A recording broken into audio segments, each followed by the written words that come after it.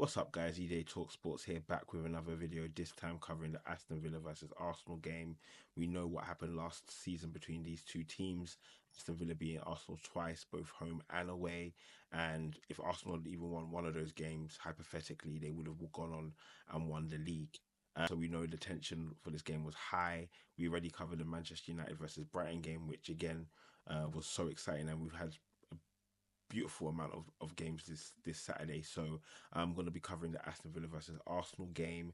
And as you may already know, and as you'll see from the thumbnail, Arsenal went forward and won the game 2-0.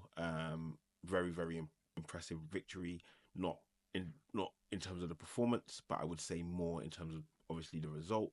And that's what Arsenal needs to do. They need to get that monkey off their back, beating Aston Villa, who has been a tough team for them. And this game was no different. The only difference was Arsenal were able to take their chances and Aston Villa didn't. And that was the difference, according to Mikel Arteta, from why Arsenal didn't win either of those games last season. He specifically said, we didn't win those games because we didn't take their chances and Aston Villa did. And I think that this was a recipe for why Arsenal won today.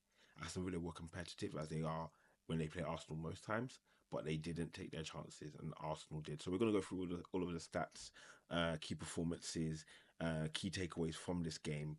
But coming into this, I'll be honest, as an Arsenal fan, a little bit nervous. This is a team that has caused us trouble in recent years, and specifically last season. And knowing how important last season was for Arsenal fans, it was so important to get this right. And we did. And I think if you look at the momentum, it kind of shows the game slightly in terms of how I think it played out. Arsenal had a lot of control throughout the game. They were getting to the box quite easily. Aston Villa weren't stopping them all their attacks, but when it got to that box, Arsenal couldn't pull the trigger. Arsenal couldn't get their shot off. Arsenal weren't clinical enough.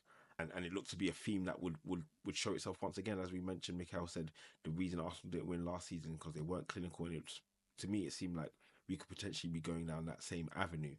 And so it was a first half which was slightly frustrating, but I think from most fans would have taken positive from the fact that we weren't down, we hadn't conceded, but even if we hadn't done that, from what we knew from the last time we faced Aston Villa, they can change their shape, they can change their mentality going into the next half, and they could come out as strong as possible. And I think in the second half we kind of saw that.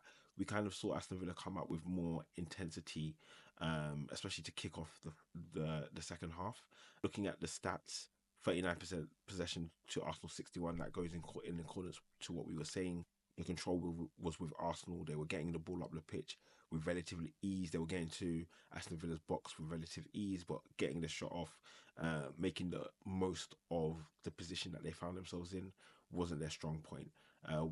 The expected goals 1.35 for Aston Villa and 1.13 for Arsenal shows that Aston Villa were a consistent threat, even more than Arsenal throughout the game. However, neither team was excessively peppering the goal, was excessively taking their chances. 11 shots to 9 as well, and two big chances apiece. The first goal, which we'll get into, obviously was the one that broke the deadlock. Arsenal was struggling to make the opportunities count that they had in the first half. And at the beginning of the second half, we started to see Aston Villa exert a lot more control. And we're going to some of the Aston Villa performances because there was one particular standout performance from the Aston Villa side, which I really enjoyed while the game was going on, but I can appreciate it because it's a player that I've been watching for a while, but we'll get into that. But yeah, the first goal, Arsenal was searching for quite a while. I think in terms of the Arsenal dynamics, and we'll get into it now probably as we look into the starting lineup. You can see the events here that took place.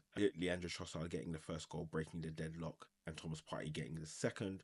A key thing that I'll call out from this specifically will be how I felt Arsenal were one very dominant in terms of getting that ball and progressing it up the pitch. However, they didn't have enough to break through, and that's why I think you need those clinical players. And if you ask any Arsenal fan who's the best finisher at Arsenal, who's potentially the most clinical player at Arsenal, the name will always be Leandro Trossard. So for him to be on the bench in this game, I think there would have been a couple of questions. But he came on, and within 2 minutes of coming on, he finds the ball on the edge of the box from Bukayo Saka and slots it in. And the amount of relief that would have given the Arsenal team, the amount of relief it would have given Mikel Arteta would have been immense. Saka again involved, brilliant as always. Had his impact on the game as he normally does. Declan Rice and Martin Odegaard as well, pulling the strings. I think it's quite funny because Declan Rice and Thomas Partey, um, if we're being 100% honest, have had a tough time today with Morgan Rogers, who was consistently a threat. Some of the runs he had, some of the way he turned Rice inside and out, really impressive. I think Martinelli, we have to have a discussion about him. No goals or assists in his last 14 Premier League appearances. Not good enough. Not good enough. I like Martinelli as a player, as a person from what I've seen. No vendetta, no agenda, nothing like that. I think most Arsenal fans will tell you we want him to succeed. He's essentially one of our own. Obviously, he's come from the Brazilian second division, but we've adopted him as one of our own. We want to see him succeed. However, he's not performing. He didn't perform last season. There was a sharp decline in what he was doing 2 seasons ago, and he needs to step it up. If he's not going to step it up, we've got Trossard there who's delivering, and he doesn't deserve to be on the bench. And so when Trossard scored that goal, his celebration was one of, just being honest, I'm pissed off. I'm pissed off that I've had to come off the bench, and I've shown again, like I showed you last season, my quality. And I think Mikel was going to have to definitely handle that one with care. I think Leandro Trossard should go into the starting lineup until he proves ineffective. Because I guarantee you, if he had gone 14 games without a goal contribution, a lot of people would be aware. And I think Martinelli needs to be held to the same standard. Same thing with Saka. If we can get competition in there, these players, especially young players, need to be pushed. It will get the best out of them. And I'm happy that Martinelli is getting pushed. He needs to be pushed, as is another performance for and another goal scorer that we want to talk about is Thomas Partey. He was really good on the ball. Question marks off the ball. I'm going to give it a little bit more time, but potentially losing a slight step here and there against someone as physical and as athletic as Morgan Rogers. No shame in that, but Arsenal need to make sure that they're well equipped. Rice was getting turned, Thomas was getting turned, so that level of physicality in the midfield needs to increase. And I think with the likes of Moreno coming in, it potentially will. Really good performance by Timber. He's gonna grow into the game. He's gonna continue to mature. Gabriel had some hit and miss moments, giving the ball away in positions he shouldn't have. Gabriel Saliba was shining as he always does. David Raya, man of the match, quality performance.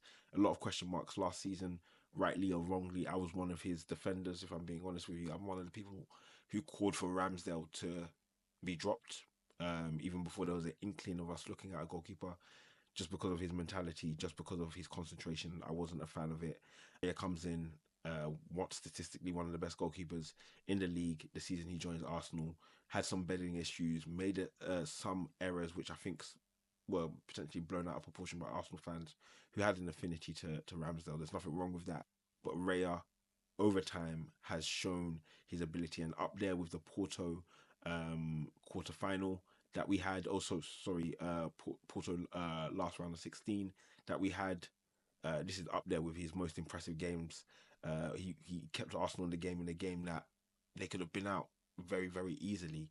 And so props goes out to David Raya from the Arsenal side. Really impressed with David Raya.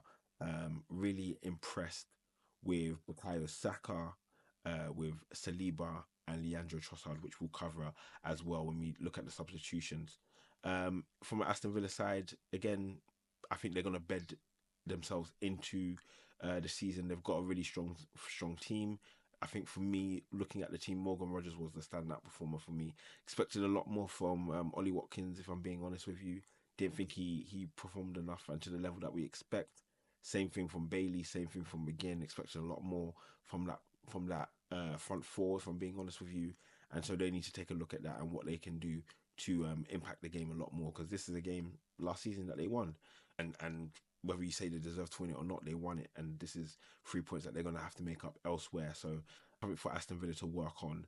But they're 1 win, 1 loss against two, I would say, really good teams, West Ham and Arsenal, two teams that will potentially find themselves in the top half.